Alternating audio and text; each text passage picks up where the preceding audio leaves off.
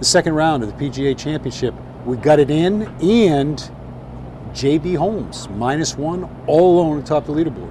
It's the first time, and this may not shock anybody really, but it's the first time since 1972 that there was only one player under par at the PGA Championship. And for those trivia buffs at home, yes, that would be Oakland Hills that we played it at. I guess if you want to make another play on words, it's known as the Monster, and you got a guy who hits monster tee shots, who's leading the tournament. JB is enormous. He's hitting the ball right now about 338 off the tee, and of note, there's only 2 par 5s at Oakland Hills, but on the first one, number 2, he hit a driver and a sand wedge.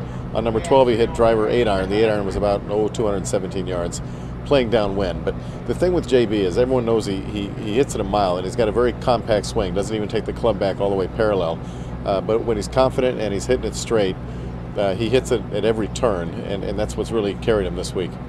Reminiscent of a guy that did it at Crooked Stick, John Daly. The biggest difference really, and my biggest question mark going into the weekend, is that John Daly has got very soft hands. Was a terrific putter back in his day. JB Holmes is a little bit spotty that way, and really, as well as you're driving the ball, and he's leaving himself so many short irons into the green, putting has always been maybe not his strength, a little bit suspect, and that's really where this championship's going to be won.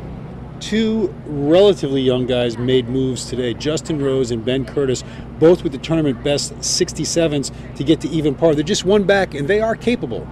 Well, Ben proves it. Every time Ben sniffs the lead, he usually closes it out. I mean, we saw that at the Open. We saw that at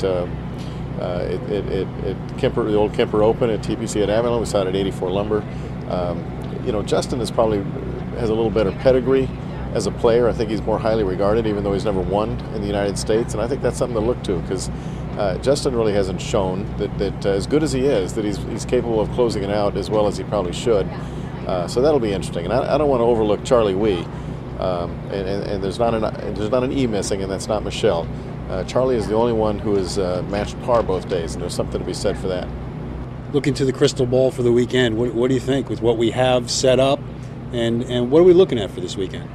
Tiger's not here; he can't win. It's wide open. I mean, it's a very it's exciting in a dull kind of way, because the only excitement is just to see how far JB Holmes is gonna hit the ball.